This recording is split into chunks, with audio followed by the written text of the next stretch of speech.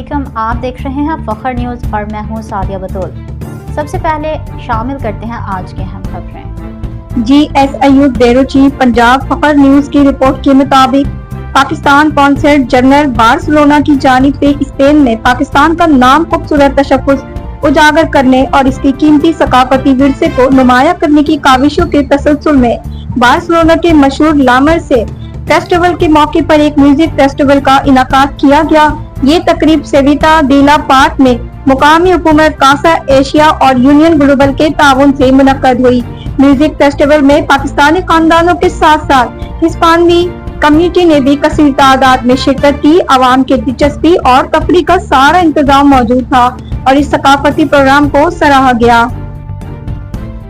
فی الوقت کے لیے اتنا ہی۔ مزید خبروں کی اپڈیٹ کے لیے جڑے رہیے فخر نیوز کے ساتھ۔